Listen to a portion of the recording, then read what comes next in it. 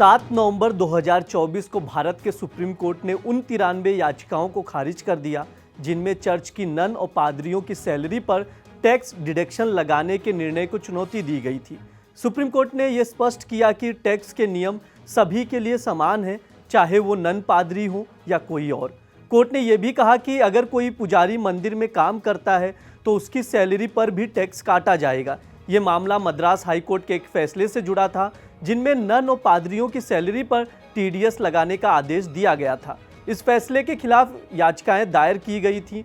Supreme court की bench में पूर्व सीजीआई डीवाई चंद्रचूड़, जस्टिस जेबी पारदीवाला और जस्टिस मनोज मिश्रा शामिल थे, जिन्होंने इस मामले की सुनवाई की। याचिकाकर्ताओं की ओर से पेश वकील ने कोर्ट में दलील दी थी कि नन और पादरी जो सैलरी कमाते हैं वो सहायता प्राप्त संस्थाओं को सौंप दी जाती है और इस वजह से उनकी सैलरी व्यक्तित्व यानी पर्सनल नहीं मानी जा सकती।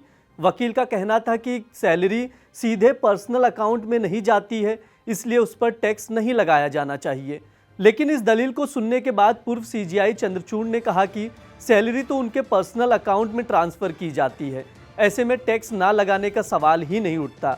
उन्होंने ये भी कहा कि चाहे नन पादरी हो या कोई और व्यक्ति जो काम करता है और सैलरी प्राप्त करता है, उसे टैक्स के अधीन होना चाहिए। चंद्रचूड़ ने आगे कहा कि ये जीवन का चयन है, लेकिन इसका मतलब ये नहीं है कि आप सैलरी का कोई हिस्सा टैक्स से बचा सकते हैं। अगर कोई व्यक्ति नौकरी करता है और सैलरी प्राप्त करता है तो उसे टैक्स देना होगा।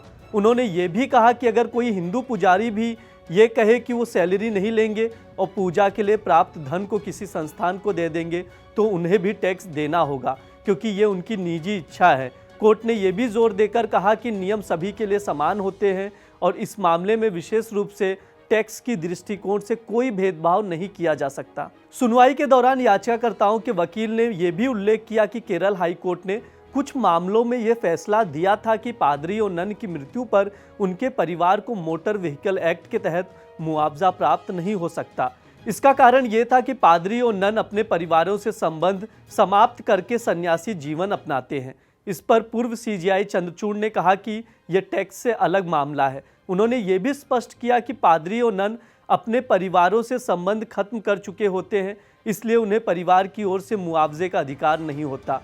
हालांकि ये टैक्स का मामला अलग है और इसमें कोई बदलाव नहीं किया जा सकता। कोर्ट का ये फैसला इंडियन टैक्स सिस्टम में समानता के सिद्धांत को सुदृढ़ करता है।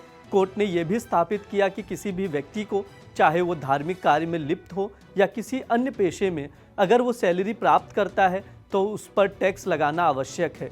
पूर्व सीजीआई ने यह भी कहा कि आप ये कह सकते हैं कि टैक्स नहीं काटा जाए, ये कानून सबके लिए समान है। अदालत ने फैसले से ये संदेश दिया है कि किसी भी धर्म, समुदाय, पेशेवर पृष्ठभूमि के आधार पर टैक्स की दर में कोई भेदभाव नहीं किया जा सकता।